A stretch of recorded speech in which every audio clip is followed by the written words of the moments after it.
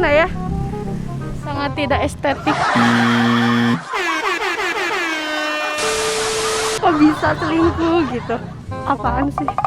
Bismillahirrahmanirrahim. Izin menjawab Kak, perselingkuhan ya tentunya tidak baik karena masalah hati itu tidak bisa disepelekan, tidak bisa dipermainkan dengan begitu saja karena urusan masalah percintaan itu merupakan urusan hati yang tidak dapat dirasakan hanya melalui kata-kata.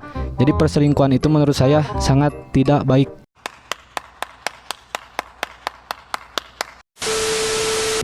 Kalau menurut ibu pribadi ya, big no ya, enggak banget, enggak. Insya Allah hal yang tidak akan pernah saya lakukan itu berselingkuhan. Gimana? No. Perselingkuhan itu merupakan suatu penyimpangan atau menjadi masalah sosial di dalam rumah tangga. Ya, suatu sikap yang harus sangat dihindari jauh sekali karena bukan ya masalah yang bisa menimbulkan masalah yang sangat besar lagi kesananya ya. Iya, betul. Jadi bukan satu masalah tapi bisa menimbulkan masalah yang lebih banyak.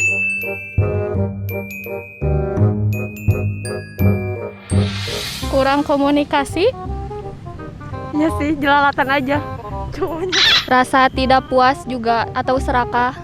Penyebab perselingkuhan tidak terjadi karena timbulnya rasa tidak saling percaya satu sama lain, yang disebabkan bisa jadi juga ada orang lain yang lebih asik, jadi orang lain yang lebih menarik buat kita, jadi kita ngelupain orang yang pernah kita cinta gitu.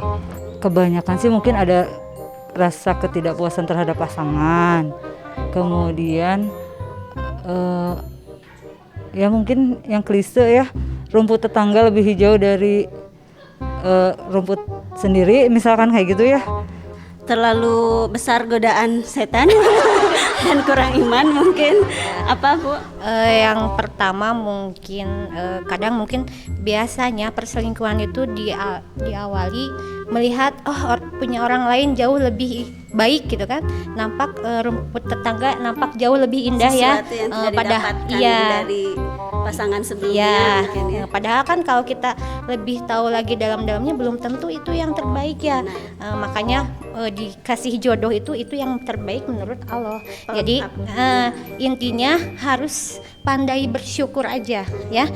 Karena kalau misalnya melihat orang lain nggak akan ada puas-puasnya.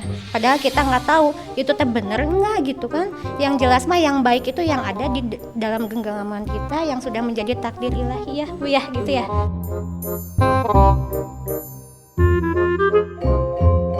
I kill you.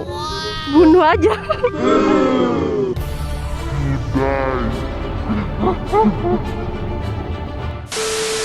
Yang pertama, yang paling utama berdoa, karena kan yang punya hati itu Allah. Allah itu mudah untuk membolak-balikan hati. Jadi kita jangan ragu, kita jangan takut apabila kita diselingkuhi ataupun dihianati.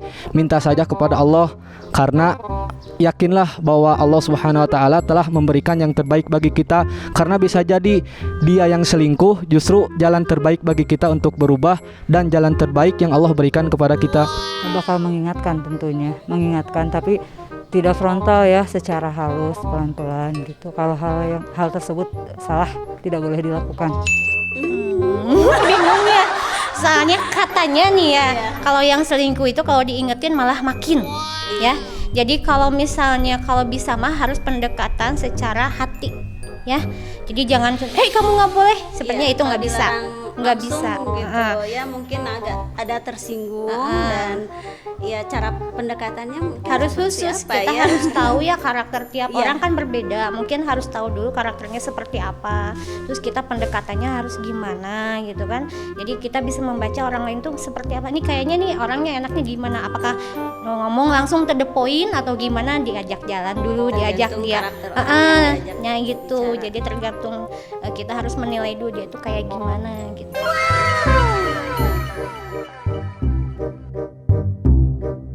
Harus saling terbuka sih ya, satu sama lain terbuka, terus komunikasi dijalani, terus harus lebih bisa ngatur waktu, karena kan ada juga yang selingkuh karena emang kesibukan gitu alasannya. Konsep dasarnya ya minta lagi kepada Allah. Jadi kita berlindung kepada Allah dari hati yang tidak istiqomah. Jadi kan perselingkuhan terjadi karena hati yang tidak istiqomah. Jadi sekali lagi yang paling utama atau kunci yang utama berdoa kepada Allah, minta istiqomah, minta agar hati kita diteguhkan dan dikuatkan apabila kita mencintai seseorang. Masih klise juga, menguatkan iman, memperteguh pendirian ya. Terus komitmen sama diri sendiri aja, sama diri sendiri, sama keluarga.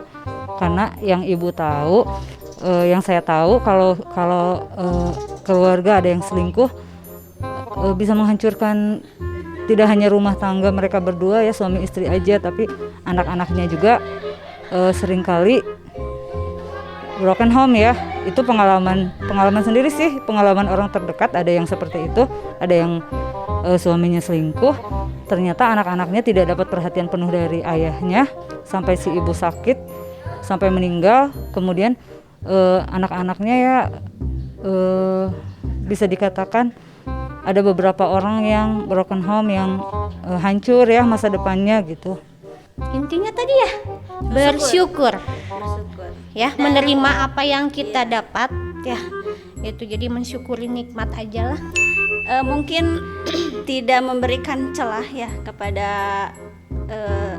lawan jenis. Kalau kita misalkan kita yang mengalami godaan untuk berselingkuh, ya diusahakan jangan membuka celah aja ya, karena itu sedikit saja terbuka itu mungkin kesananya godaannya lebih besar lagi. Iya.